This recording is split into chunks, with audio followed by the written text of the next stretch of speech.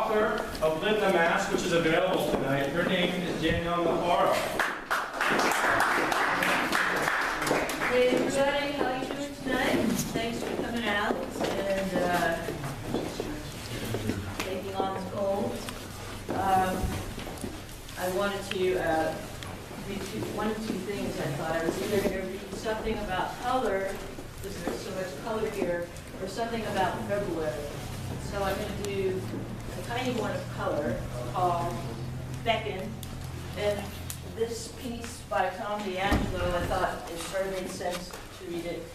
I see the broad wings of angels and the green leaves of maples through my window, wings outstretched and beckoning to me, to me.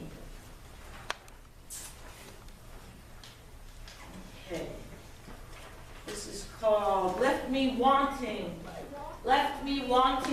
more God, more blue sky, more grace, a state in action, in sunlight, left me craving clusters of grapes, languishing over ancient walls of wisdom with spider-cracked traces through which I see the beautiful, unknown, dark. Of this I am sure. No dreams come true today. So I go to the Bushkill Creek, near to Bushkill Park, listen to the water and the stone folk beneath making their circular songs, small about amoebas and myzotes, and the sun shines through this icicular vortex, undaunted by this February freeze, while the bird outside my window sings with a will equal to the sun's.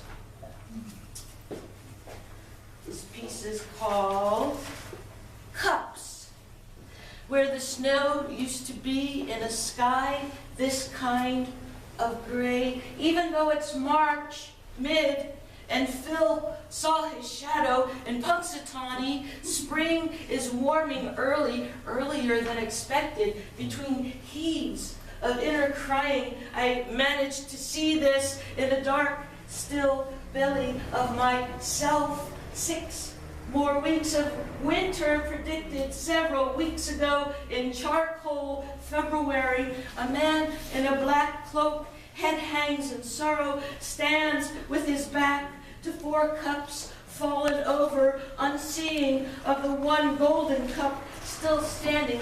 I feel him often with his softening shadow of grief. I wonder if he will turn and ever see it, or stay mesmerized by grief's enchantment. This piece is called This is called, speaking of enchantment, this is called Disenchanted. A reverse spell floats down on my head, buzzing flakes of white, my mother's malaise, her unfulfilled life, my unfulfilled life.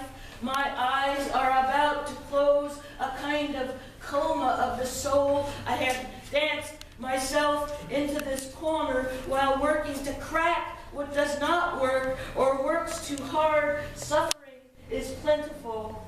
I breathe it in and out, so much so it takes daily residence in my lungs, throat, and nose, distends my belly, disfigures my face, erases memory and recall of a past self full of life and enthusiasm, so much to give. Inflicts its presence upon and strands me within its fuzzy confines, limitless and with little mercy, turns me into a beggar, a ne'er-do-well, the worst self I could become or fulfill, once everyone's promise, now everyone's baggage. This is the spell it casts on me. Poor, pitiful suffering, I pray my eyes see through and pierce your invisibility, rendering you harmless, or a useful red gold larva glowing in a midnight blue pool. I pray for your well-being. This is called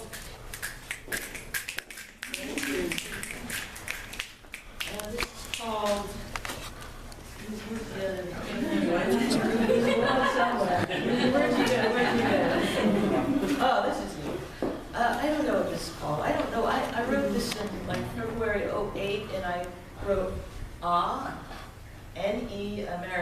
so I don't know what it is. You don't know if you are spring, summer, or autumn. The one thing you least want to be is yourself, winter. Every now and then, your skeleton stands naked and revealed, broody, somewhat ashamed, somewhat powerful, like an adolescent, or a man too far from his dreams, or a woman besieged with a fight for her own amidst her family's. In those dark glimpses, I think you are beautiful, even if when you do not see. Gray bells. Gray bells search the sky for sweet love, a home of ears and heart, mind being on the loose. The yellow glow rides out from the lighthouse, sings, "Here I am, here I am." Under the brick structure, purple lilacs stay the spirit's flight of fancy. Red crocus ooze, dance, desire in slow waterfall motion in the lake of love and peace. Glossy Americana.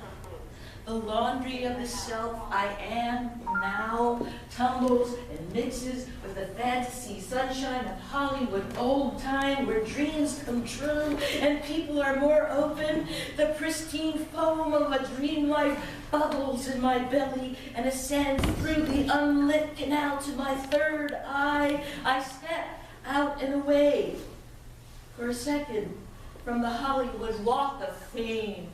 Golden siren stars alluring in cement and a certain mark right here, right now, while driving on Santee Mill Road and its European curviness and danger and snow and ice and beauty. Is beauty dangerous?